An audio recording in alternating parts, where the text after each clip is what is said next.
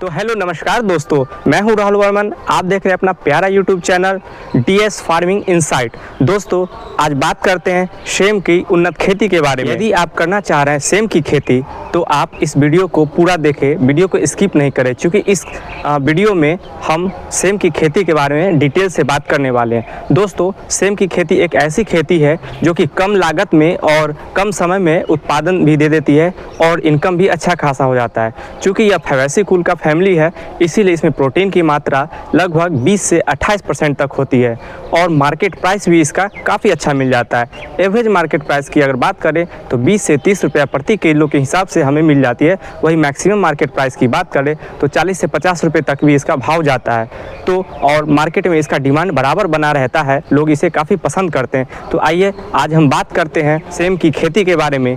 तो दोस्तों वैरायटी की बात करें तो दो तरह की वैरायटी पाई जाती है, बुश टाइप और पेंडल टाइप। दोस्तों आज हम पेंडल टाइप वैरायटी के बारे में डिस्कशन करेंगे। बुश टाइप की जो वैरायटी है वो हम अगले वीडियो में बात करेंगे। तो दोस्तों सेम का जो बॉटनिकल नेम है वो लैब पर्पोरियस है। सेम जो है वह फैबेसी कुल का फैमिली होने के कारण प्रोटीन परसेंटेज काफ़ी अच्छा होता है और इसका डिमांड भी काफ़ी अच्छा है। किसान बंधुओं वैरायटी की बात करें तो आप पूसा सेम 2, पूसा सेम 3 और CO1 से लेकर के CO14 तक जो कि TNAU कोयम्बटूर के द्वारा डेवलप की गई है, इसे लगा सकते हैं।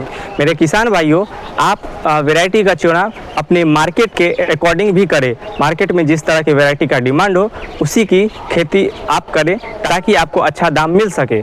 तो दोस्तों यहाँ पे हमने जो सेम लगाई है वो VNR का सेम 3 है और यह देख सकते हैं कि हमारा 1.5 महीने का फसल होने वाला है और काफ़ी अच्छा यहाँ पे देख रहे हैं कि इसकी जो डाली है, इसकी जो लत्ती है वो अब इस जो हमने बांस का जो और रस्सी और पेट वायर का जो स्टैकिंग किया, इस पर काफ़ी अच्छे तरीके से ये लथर रहा। आप देख सकते हैं कि इसमें काफ़ी अच्छे तरीके से अब फ्लावरिंग होना स्टार्ट हो गया है। देख सकते हैं कि यहाँ पे कितना अच्छा फूल अब आना स्टार्ट हो गया है। दोस्तों आगे हम बात करते हैं सीज़न की। तो अगर आप गर्मियों की सीज़न के लिए सेम को लगाना चाह रहे हैं तो अक्टूबर से लेकर के दिसंबर तक की जो समय होती है वो गर्मियों के लिए होती है।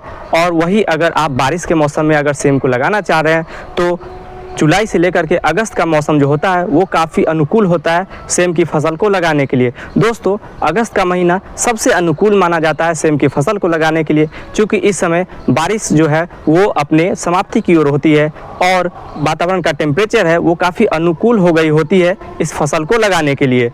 तो आप सही समय का चुनाव करें। अगर आप जुलाई से लेकर के अगस्त के बीच में लगाते हैं तो काफ़ी अच्छा मुनाफा कमा सकते हैं, क्योंकि ये टाइम अब पर्व का टाइम स्टार्ट होने वाला होता है। तो इस पर्व के टाइम में जो है वो काफ़ी अच्छा रेट दे देता है मार्केट में और काफ़ी डिमांड रहता है इसका। तो इस कारण से आप इस मौसम में अगर लगाते हैं तो आप कम टाइम में कम इन्वेस्टमेंट में अच्छा मुनाफा ले सकते हैं। प्रति एकड़ आप लगभग 2 लाख रुपए तक का इसे इनकम जनरेट कर सकते हैं। तो आइए बात करते हैं टेम्परेचर की। दोस्तों जो टेम्परेचर है वो लगभग मिनिमम टेम्परेचर 10 से 12 डिग्री सेल्सियस होना चाहिए। वही अगर मैक्सिमम टेम्परेचर की बात करें तो 35 से 38 डिग्री सेल्सियस इसके लिए अनुकूल होता है। दोस्तों ध्यान देने वाली बात यह है कि यदि टेम्परेचर 40 या उससे ऊपर अगर लंबे समय तक रह रही है या फिर फ्रॉस्ट कंडीशन हो, काफ़ी लंबे समय तक अगर ठंड का मौसम है तो उस रीजन में सेम के फसल को लगाने से बचना चाहिए, क्योंकि इसमें वो अच्छा परफॉर्म नहीं कर पाता है। वही अगर सॉइल की बात करें तो सॉइल जो है वेल ड्रेन होना चाहिए, जल निकास की अच्छी व्यवस्था होनी चाहिए। अगर सॉइल की पीएच की बात करें तो 6.5 से लेकर के 8.5 पीएच मान का जो हमारा मिट्टी होता है वो काफ़ी अच्छा होता है सेम की फसल के बढ़वार के लिए। सॉइल प्रिपरेशन की अगर हम बात करते हैं तो दोस्तों जुताई जो है अच्छी होनी चाहिए, क्योंकि यह थोड़ा लंबा फसल चलता है 7 से 8 महीना तक, या कहीं कहीं अगर अच्छा मैनेजमेंट हो तो ये लगभग 1 साल तक भी फसल दे देता है। तो इस कारण से सॉइल का जो हम लोग प्रिपरेशन करते हैं, मिट्टी की जो जुताई करते हैं वो काफ़ी अच्छी होनी चाहिए। कम से कम 1 से 2 बार तो कल्टीवेटर से आप जुताई करके और उसमें रासायनिक खाद के साथ उसमें 3 से 4 ट्रॉली या 5 ट्रॉली तक आप उसमें गोबर का जो पुराना खाद हो उसे आप यूज़ करें, और गोबर की खाद के साथ आप वर्मी कंपोस्ट का भी यूज कर सकते हैं।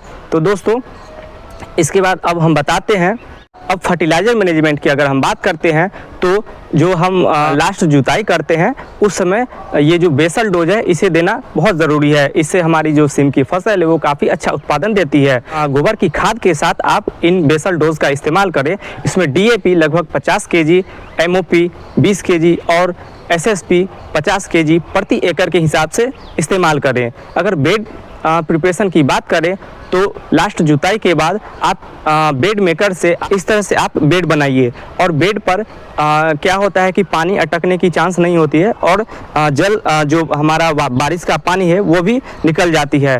तो इस तरह से हमारा फसल जो है जो ज़्यादा पानी की वजह से जो डैमेज हो सकता था उससे बच जाते हैं। और दोस्तों बेड का जो चौड़ाई होना चाहिए वो लगभग 2 से 2.5 फीट की चौड़ाई होनी चाहिए। वही अगर एक रॉ से दूसरे रॉ की अगर हम बात करते हैं तो वो लगभग 5.5 से 6 फीट की रखें। वही अगर इसकी ऊंचाई की बात करें तो लगभग 1 फीट का ऊंचाई इस बेड का रखिए।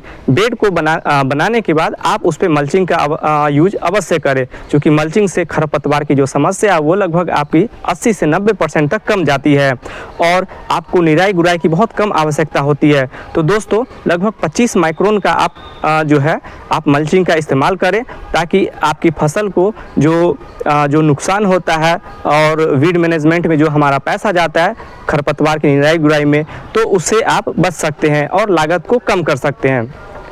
दोस्तों यदि आप ड्रिप के थ्रू इरिगेशन करते हैं तो ये काफ़ी अच्छा रहेगा आपके लिए और आप लगभग 16 mm के ड्रिप को इसमें इंस्टॉल कर सकते हैं और ड्रिप के थ्रू खेती करना बहुत ही आसान होता है। इससे आपकी जो पानी की समस्या है वो भी दूर हो जाती है और कम पानी में अच्छा बेहतरीन उत्पादन आप ले सकते हैं। किसान भाइयों बेड बनाने के बाद अब बात आती है सीड की।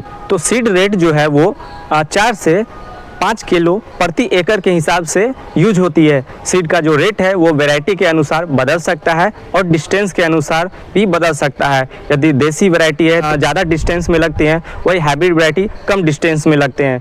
तो दोस्तों जो हमने यहाँ पे जो वैरायटी लगाई है VNR का सेम 3, इसका डिस्टेंस हमने लगभग 2.5 फीट का रखा है।